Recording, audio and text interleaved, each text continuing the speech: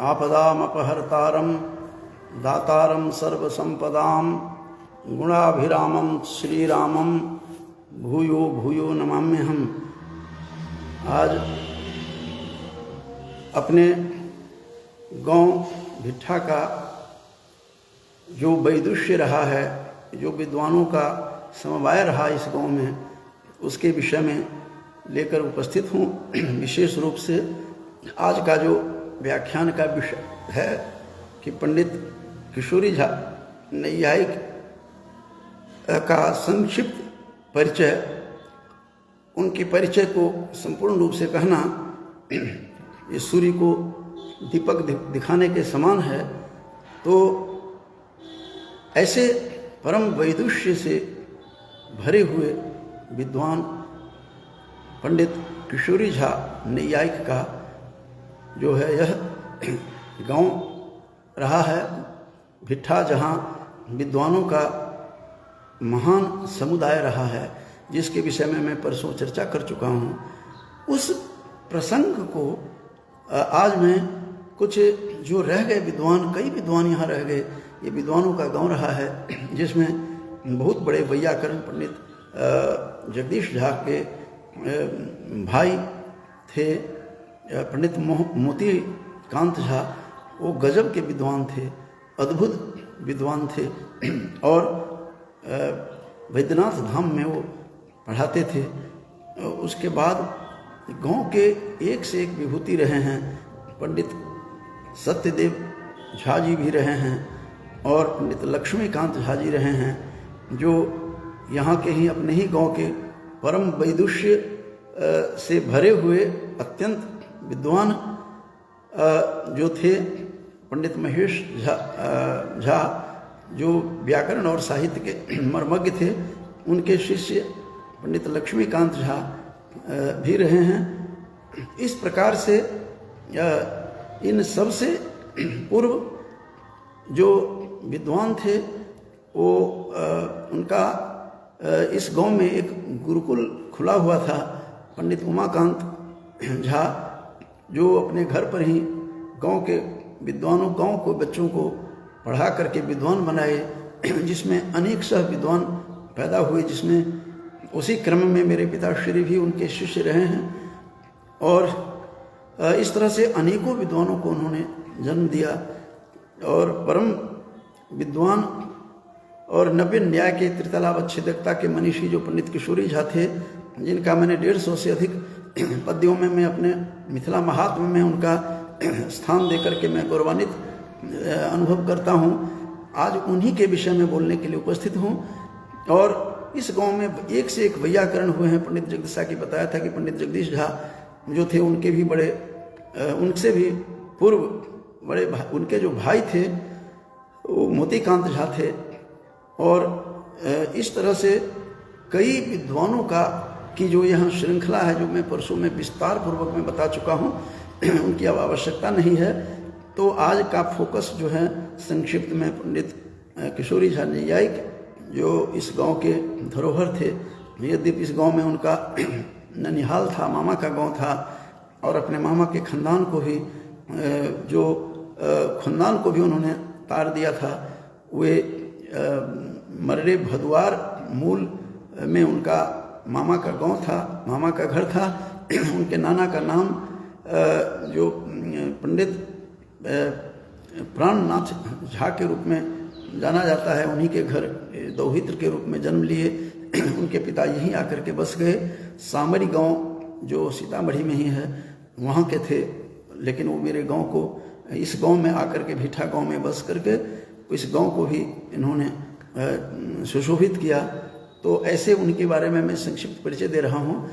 तो इस प्रकार से इस गांव में एक से एक पंडित हुए हैं, जैसा कि मैं परसों बता चुका हूँ विस्तार से सभी विद्वानों का नाम, कि इस गांव में एक से एक विद्वान हुए हैं, जिसमें पंडित तोताराम झा सर्वप्रथम विद्वान हुए, जो 400-500 साल पूर्व की यह कथा है। उसके बाद श्रृंखला बनी रही और पंडित किशोरी झा ने अपने ही शब्दों में, अपने ही बसंत तिलका छंद में जो श्लोक बनाया इस गांव के बारे में कि यत्रास्ति पंडित बरो बहुशोभिनीतो रत्नेश्वरी बहति यत्र सदैव पुण्या मानेश्वरो वसति यस्य पुरोहि लिंगम भीठा तदेव नगरम मम भूसुराप्तम।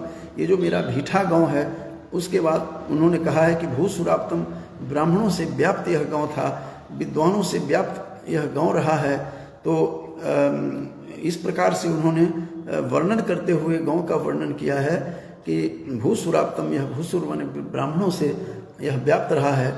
तो इस प्रकार से पंडित किशोरी झा जो नैयायिक थे, त्रितलावच्छेदकता के अपूर्व मनीषी थे, और उनका जब 4 वर्षों के लिए ही केवल उनकी अपॉइंटमेंट की जाती है BHU में, बनारस हिंदू विश्वविद्यालय का जो प्राच्य संकाय है उसमें, और जब वो इंटरव्यू देने के लिए गए तो उनके समकालीन तत्कालीन पंडित राजेश्वर शास्त्री देखकर अचंभित रहे कि आज तक यह चांद कहाँ डूबा हुआ था, इतने दिनों से किस मेघाच्छन्न होकर के आप अपने जीवन को बिता रहे थे। तब उनकी इस स्थिति में अपॉइंटमेंट हुई थी, और छोड़ने का कारण, वहाँ से मोह भंग होने का जो पूर्व में कारण यह था कि वो स्वयं कहते थे कि कुछ लोग राजनीति करने लगे अपॉइंटमेंट के समय में, तो वहाँ से वो छोड़ करके आ गए थे। और महामना मालवीय जो एक स्वतंत्रता सेनानी के साथ साथ सर्वमान्य थे, ऐसे उन्होंने उनको विशेष उपाधि दी थी, सर्टिफिकेट उनको उन्होंने, कहते हैं उन्हीं को छोड़ दिया था, छोड़ करके आ गए थे फाड़ करके। इस तरह की जो कथा सुनते हैं वो, और त्याग के भरे हुए पंडित किशोरी झा थे, और तस्मै त्यागी ने नमः, ऐसे त्यागी को नमस्कार है। और घर पर रह करके वैदुष्य को बचा पचा करके रखा, दिग दिगंत तक फैलाया, सुगंधित करते रहे, ऐसा कहा जाता है। मैंने अपने मिथिला महात्म्य में पूरा उनका विवरण दिया है कि एक विदेश से विद्वान आए और अनुवादक को लेकर के आए थे। उन्होंने पूछा उनसे कि क्या हम ईश्वर को देख सकते हैं?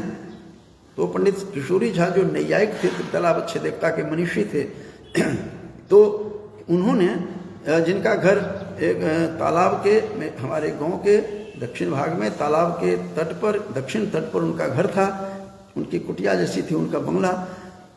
और वहाँ जब आया पूछने के लिए, तो उनको पकड़ करके वो सरोवर के आगे ले जाते हैं तालाब के, और उन्होंने विदेशी को कहा कि जो पाश्चात्य विद्वान आए थे, शोध गवेषक थे, रिसर्चर थे, उनको कहा कि अपनी छवि जल में देखिए। कहते हैं मैं देख रहा हूँ। तो फिर उन्होंने बहुत बड़ा टुकड़ा जो था मिट्टी का उन्होंने फेंका उस पानी में। पंडित किशोरी झा ने, कहता छवि दिख रही है? कहते हिलती डुलती मेरी तस्वीर दिख रही है। और फिर बाद में मटमैला पानी जो है उसको, पानी को गंदा कर दिया, फिर उनकी छवि दिखाई नहीं दी। कहते आप अपनी छवि देख रहे हैं? तो नहीं देख रहा हूँ। यदि जब तक यावत पर्यंतम भवताम मनः अशुद्धम भवेत तावत पर्यंतम किमपि द्रष्टुम नैव शक्यते केनापि। तो किसी से भी देखा नहीं जा सकता है जब का आपका मन, जब तक अशुद्धि में रहेगा मन अशुद्ध होगा तो आप नहीं देख सकते। मन के कालुष्य को, मन के मनोमालिन्य को परित्याग करना पड़ेगा, निर्मल बनाना पड़ेगा। तो जैसे निर्मल मनसा सर्वम ज्ञातुम शक्यते, उसी तरह से अपने अंदर झांक सकते हैं, अपने अंदर, जिसको तुलसी ने कहा है कि भवानी शंकरो वंदे श्रद्धा विश्वास रूपिणो याभ्याम बिना न पश्यन्ति सिद्धा स्थानतस्थमीश्वरम। जो सिद्ध व्यक्ति हैं वे भी उमा और शिव के बिना, उनकी कृपा के बिना, विश्वास और श्रद्धा के बिना, जिसे हम छवि को देख नहीं सकते, हम उनकी छवि को, उसी प्रकार से हम सिद्ध व्यक्ति भी अपने अंदर में स्थित ईश्वर का दर्शन नहीं कर सकते। तद्वत आप नहीं कर सकते। पहले मन को शुद्ध कीजिए, सर्वप्रथम जो है मन को शुद्ध करना पड़ेगा। उसके बाद मनोमालिन्य को दूर कर, कालुष्य भाव को दूर कर ही आप उस परमात्मा तत्व का दर्शन करते हैं। इस प्रकार की अनेक सह घटना घटती रही उन दिनों। उनके रहते हुए अनेक प्रकार के शिष्य थे, हमने स्वयं उनको देखा है। 1973 में वो इस संसार से चल बसते हैं। पंडित नंदलाल झा के घर उनका जन्म हुआ था। उनके पिताजी का, जैसा कि बताया था, नाना के गांव थे। और वे स्वयं भी कहा करते थे कि नागेश्वर बाबा जो थे, जो हमारे पितामह के जो सबसे छोटे थे, जो बनारस रहते थे, उन्होंने, नागेश्वर बाबा ने मुझे 3 रुपये दिए चांदी के, 3 महीनों तक चलता रहा। उसके बाद मुझे छात्रवृत्ति मिली। ये स्वयं कहानी सुनाते थे, इसलिए वो उन्हीं के आधार पर मैं सारी कथा सुना रहा हूँ। और जो हमने महात्म में भी, मिथिला महात्म में भी दर्शन दिखाने का प्रयास किया है। तो इस प्रकार से वो धीरे धीरे उनको छात्रवृत्ति मिली। 32 वर्षों तक वो पढ़ते रहे, गुरुओं से अनेकानेक प्रश्न करते थे। और इतने प्रश्न करते थे, उनके गुरु ने एक दिन कहा कि अब तुम किशोरी, तुम ऐसा करो, अपनी शंका का समाधान तुम स्वयं करो। अब मेरे पास कोई शंका का समाधान नहीं है। अपना चिंतन स्वयं करो, आत्म मंथन करो, आत्मचिंतन करो। ये बात वो कहते थे, जो उनके बारे में हम जानते हैं कि सुनते हैं। और इस प्रकार से उनका कोमल हृदय था। और गांव में जो सार्वजनिक जमीन थी, उस पर कहते थे कि यहाँ इस पर बच्चों के लिए फुटबॉल खेलने के लिए मैदान चाहिए। उनकी सोच जो थी, उनका चिंतन बड़ा था। और वो चूँकि वो उस ज़माने में बीत चुके प्राच्य संकाय के वो अध्यापक रह चुके थे। और उनका आत्मबल, मनोबल इतना था कि त्रितलावच्छेदकता में वो बात करते थे, आम आदमी के समझ से परे थी। सुंदरकांड, वाल्मीकि रामायण का वो नित्य पाठ करते हमने भी देखा है। चूँकि हमारे संबंध में गांव से वो भैया थे, तो भैया कहते थे तो बड़ा प्रसन्न होकर के वो मिश्री और तुलसी का प्रसाद हमें देते थे। प्रतिदिन सुंदरकांड, वाल्मीकि रामायण का करते थे। अश्रुपात होते हुए मैंने भी देखा है। तो ऐसे कुछ लोगों का, विद्वानों का मत है कि वे सिद्ध थे और हनुमान उनको भी वो सिद्ध किया हुआ था। तो इस तरह की बातें करते हैं। ऐसे विद्वानों से भरा हुआ यह गांव रहा है।